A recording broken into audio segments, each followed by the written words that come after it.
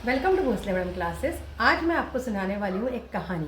और कहानी का विषय है, टॉपिक है, अब पछताए होत क्या जब चिड़िया चुग गई खेत। अब आप सोच रहे होंगे ये अभी मैडम कहानी क्यों सुना रही हैं, तो आखिरी तक सुनिए और फिर डिसाइड करेंगे हम कि ये अभी के आपसे क्या रिलेशन है इस कहानी का और आप सबका। ठीक है। एक था किसान, उसका नाम था महेश। वो एक गाँव में रहता था और डेफिनेटली अपने गाँव में रहता था और वो खेती करता था। अब एक बार उसके खेत पे उसकी फसल तैयार थी और वो काटने के लिए बहुत उत्साहित था कि मैं कल से अपनी फसल काटूंगा। तो वो बहुत उस दिन रात को अच्छे से सोता है और सुबह उठ के तैयार होकर जल्दी खेत पे चला जाता है। और खेत पे उसकी फसल तैयार रहती है और वो काटना चालू करता है। अब उसको सिर्फ काटना था और मंडी मंडी मतलब मार्केट को कहते हैं गाँव में, मंडी उसको भेजना था। तो वो फसल काटता है दोपहर तक वो काफ़ी फसल काट लेता है। फिर उसके बाद क्या होता है, उसको लगने लगती थोड़ी सी भूख। तो वो जाके एक पेड़ के नीचे बैठता है। उसकी माँ आती है, माँ उसके लिए उसके पसंद का खाना लेकर आती है। वो खाता है, खाने के बाद माँ चली जाती है। फिर वो सोचता है अभी तो बहुत टाइम है, पूरा दिन पड़ा है, तो थोड़ा फ़ोन देख लेता हूँ। वो फ़ोन देखते जाता है, उसे समय का ध्यान ही नहीं रहता और शाम हो जाती है। और खेत में अंधेरा तो बहुत जल्दी पड़ता है, क्योंकि पता है आपको लाइट तो होती नहीं है वहाँ पे। तो उसको अंधेरा हो गया, तो उस दिन का काम उसे वहीं ख़त्म करना पड़ता है और वो घर आ जाता है।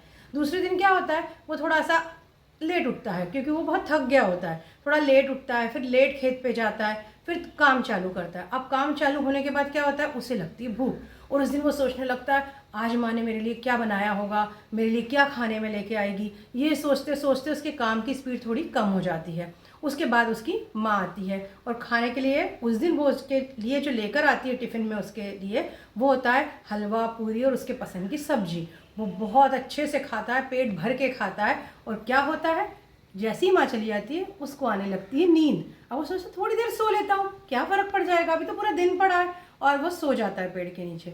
और सो के जब उठता है तो फिर शाम हो चुकी होती है और उस दिन का काम भी उसे वहीं पे रोकना पड़ता है। वो घर चला जाता है। अब तीसरे दिन वो सोचता है नहीं नहीं, आज तो मैं अपना काम किसी भी तरह से ख़त्म करूँगा।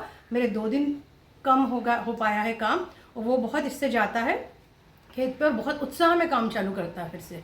और थोड़ी देरी हुई होती है काम करते हुए, तो उसके 4 दोस्त आ जाते हैं बेटा। अब वो 4 दोस्त उसके कहते हैं चलो चलो आज यहीं पे काम छोड़ो, अपन नदी पे जाएंगे और मछली पकड़ेंगे। तो वो कहता है नहीं नहीं, मुझे आज मेरा काम ख़त्म करना है। पर दोस्त कैसे, उसमें से एक दोस्त जो होता है वो बहुत होशियार होता है। वो अपनी फसल काट के 2 दिन में ख़त्म कर चुका होता है काम। और दूसरा जो एक दोस्त होता है वो उसके जैसा ही आधा काम करके आता है, आधा कर लेंगे फिर कभी करके आता है। और जो बाकी के 2 दोस्त बचे होते हैं उनका, वो अभी सोच रहे होते हैं मंडे से करेंगे या ट्यूसडे से, सोमवार से करेंगे या मंगलवार से, कल कर लेंगे काम। तो पता है आपको कल कभी भी नहीं आता। तो वो इस तरह के 4 दोस्त उसके आते हैं और उसके बहुत पीछे पड़ते हैं और वो आखिर मान जाता है और उनके साथ चला जाता है। तो वो दिन भी उसका चला जाता है।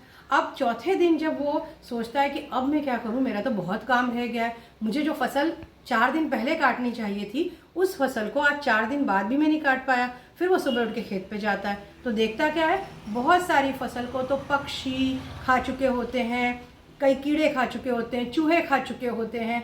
कुछ आसपास के गांव के लोग जो वहाँ से निकलते निकलते ये तो काट ही नहीं रहा है, वो भी तोड़ के ले जाते हैं। तो इस तरह से जो फसल उसे मिलनी चाहिए थी वो उसे नहीं मिल पाती, उसको बहुत कम मिलती है। अब उसको अपने पे बहुत पछतावा होता है कि काश मैंने थोड़ा पहले समझ लिया होता कि काम मुझे पहले ख़त्म करना चाहिए था, फिर मैं ये सब चीज़ें कर सकता था, पर उसने ये नहीं किया।